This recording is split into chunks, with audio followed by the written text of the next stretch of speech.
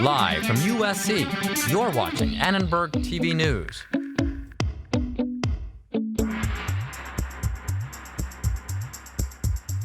Good evening. I'm Nathan Hyun reporting from Seattle. And I'm Genevieve Glass reporting from West Hollywood. We are reporting from our homes tonight. In fact, everybody at Annenberg Media is practicing social distancing and avoiding contact with anybody outside their homes.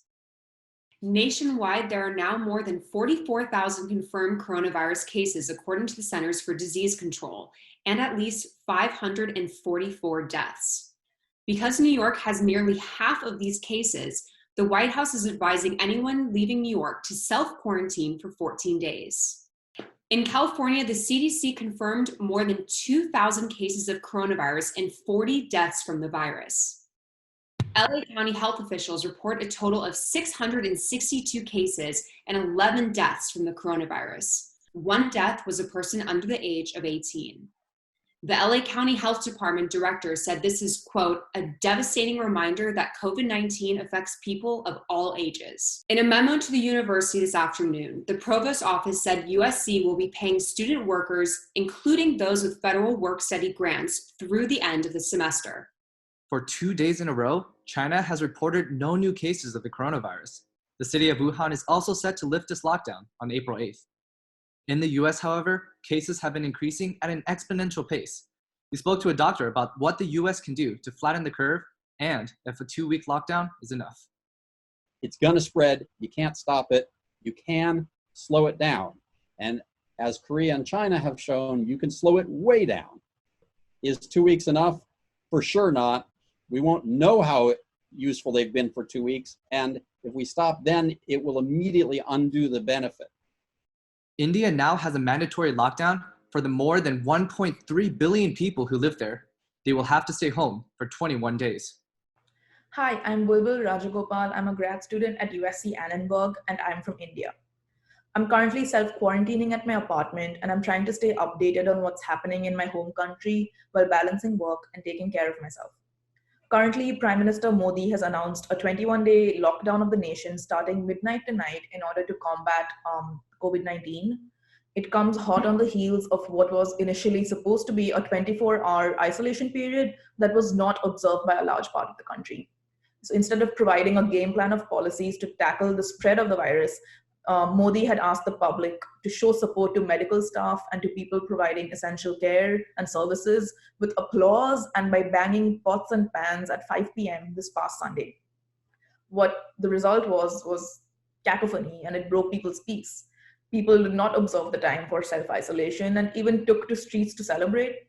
There has been a widespread distribution of incorrect news as well, and one of the bits that's going around is that high heat during Indian summers can kill the virus, which is blatantly false. These messages are being propagated using messaging platforms like WhatsApp, which is huge in India.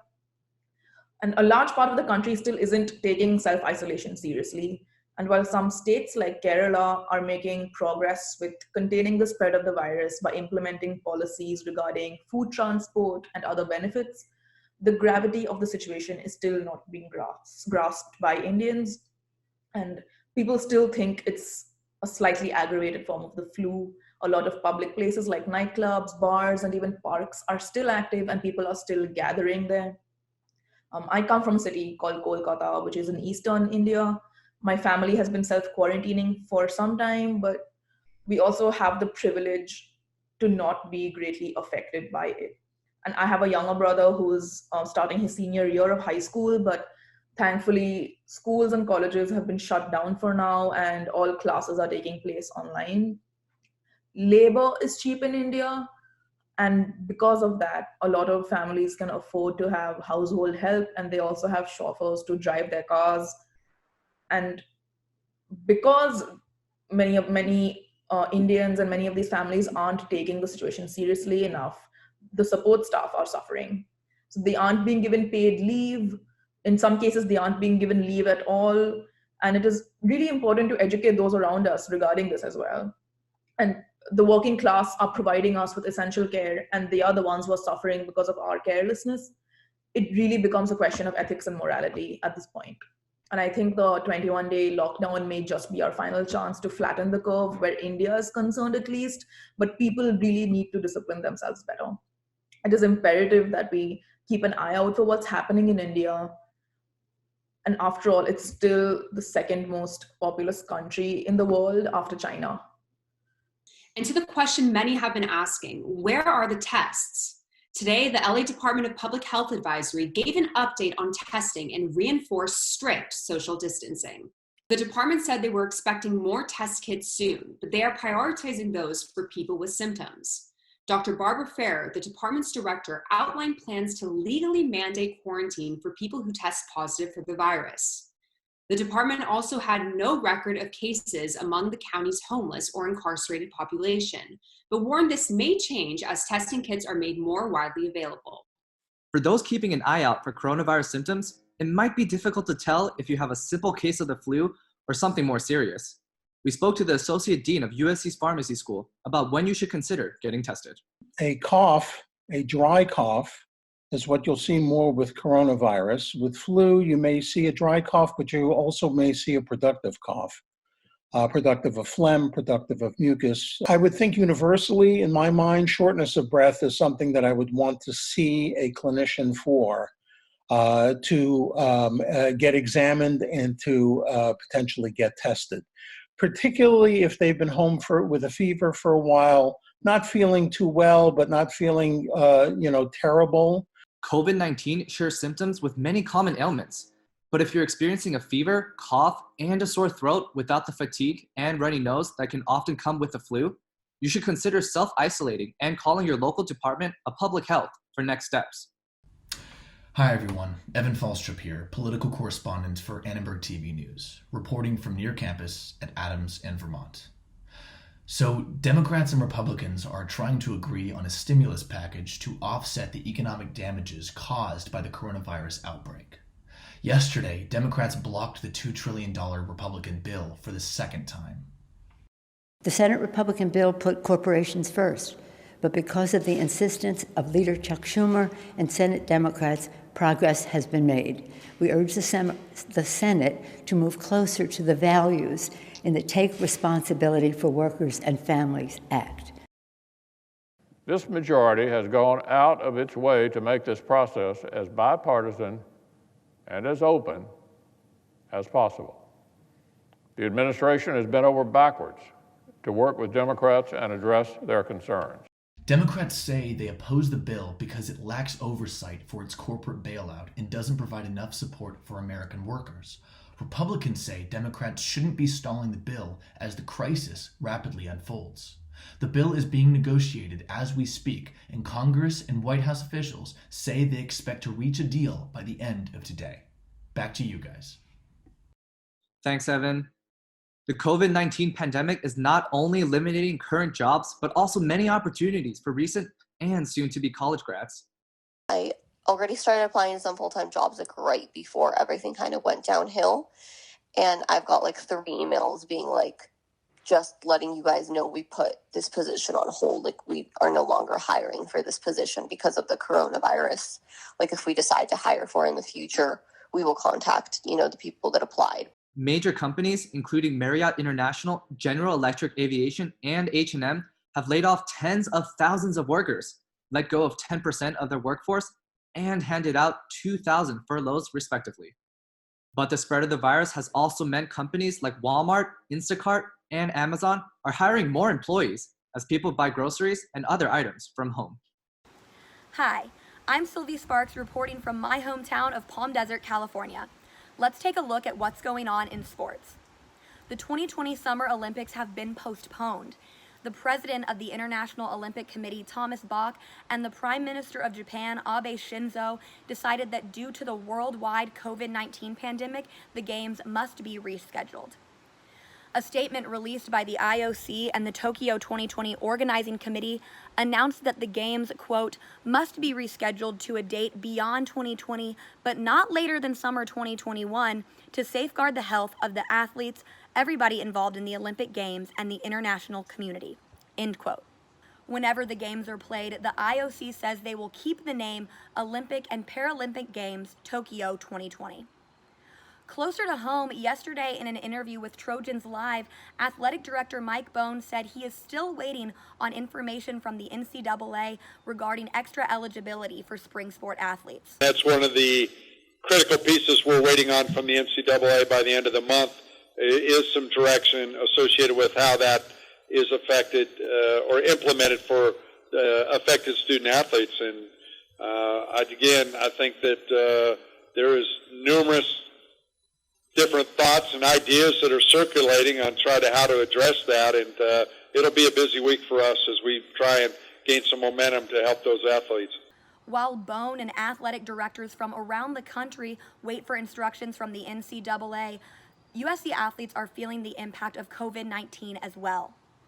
Rowing is one of the spring sports that has had its season cut short due to coronavirus. Some rowers are holding out for the extra year. But for some, another year of eligibility might not be practical. Lauren Blonian, a senior on the USC rowing team, says she was heartbroken when she found out that her collegiate career was over.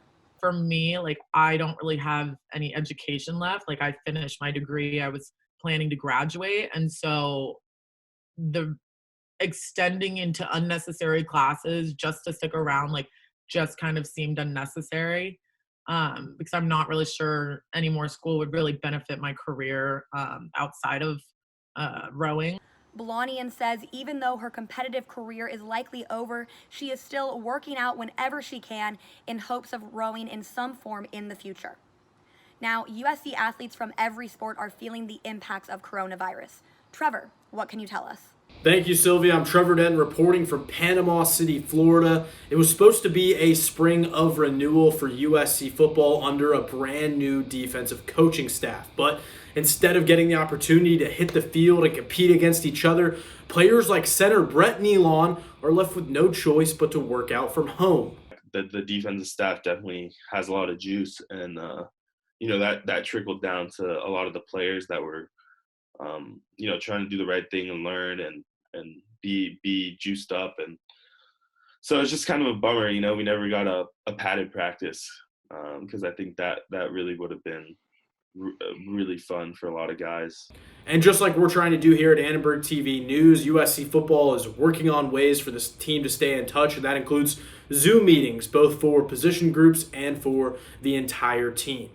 Professional athletes have also been affected by coronavirus, from NBA players to NASCAR drivers, but not all pro athletes are able to support themselves now that they're out of work. And that includes minor league baseball players, some of whom make as little as $1,000 per month.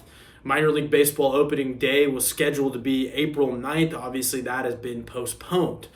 KEEGAN McGovern is a left fielder in the Mariners organization. This season, he was hoping to make the jump from Single A California League to Double A, but now he's back to living with his family in South Georgia, and he's concerned about how some of his teammates are going to make ends meet. Talked to a few guys right before we left, and some of them were pretty, on edge about not getting money just because, they may not have parents, that are helping out. So, and I know that there are some guys who have kids. Major League Baseball has agreed to pay minor league players up until April 8th when spring training would have ended. Beyond that, players aren't sure when their next paycheck will come. That's all the time we have for sports. Back over to you. Many students have been feeling alone and isolated, with governments around the country urging everyone to stay at home.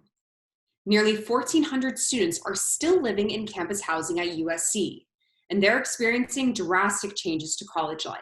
In the beginning, it was hard to be away from friends, but I think as I began to realize more about the impact of social distancing. It's been surreal, I think, staying in USC housing. So I think for myself, it doesn't fully set in yet.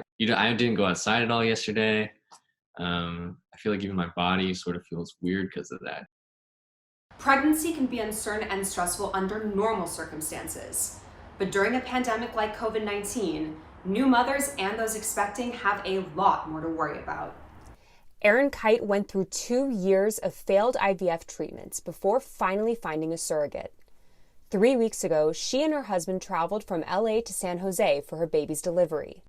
Georgia was born via surrogate in San Jose on March 4th. And when we got home, it was a whole different world. I think the biggest bummer is that everyone keeps meeting Georgia from across the street or through the window or on FaceTime, and none of those have your friends come over and meet the baby. And all Elizabeth RONCO is hoping for is a safe delivery. She is 7 months pregnant with twins and married to an emergency room registered nurse in Austin, Texas. Although she tries her best to keep calm for the health of her babies, she can't help but feel worried. Oh, what if I get sick and it gets into my lungs and, I'm third trimester, so I'm getting with twins, so I'm getting big. And it's already like I start huffing and puffing when I bend over to tie my shoe. Then if I am sick and they have to take the babies early, then they quarantine me and I can't hold my babies. And then if I'm exposed, most likely my husband's exposed. And so do we not get to touch our babies for 2-3 weeks? This pandemic is taking some of the joy out of what, for most parents, should be the most joyous time of their lives. Artists around the globe are turning to different streaming platforms to share their art with the world. Certain platforms, like Bandcamp, are doing all they can to support musicians during this trying time. Because there's a lot of, online collaborations going on right now in the music world, and I think that's really cool to, lift everybody's spirits. And a lot of people are now, a lot of people have been making home studios for the last, 10 years, but I think that's really going to become a big thing now when everybody's stuck.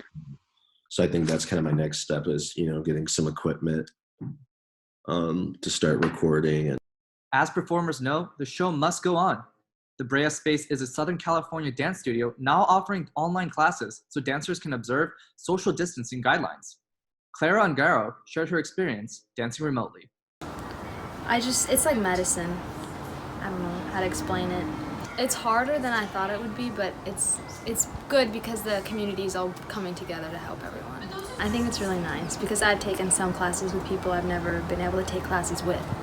The Brea Space, which specializes in contemporary dance, is also making their live stream classes available on video sharing site Vimeo, so dancers can pursue their passion from home. Thanks for watching ATVN. We will continue to post newscasts here on the Annenberg Media YouTube channel. From everyone here at Annenberg Media, I'm Nathan Hyun. And I'm Genevieve Glass. For more continuous coverage on COVID-19, head to uscannenbergmedia.com. Good night. Good night.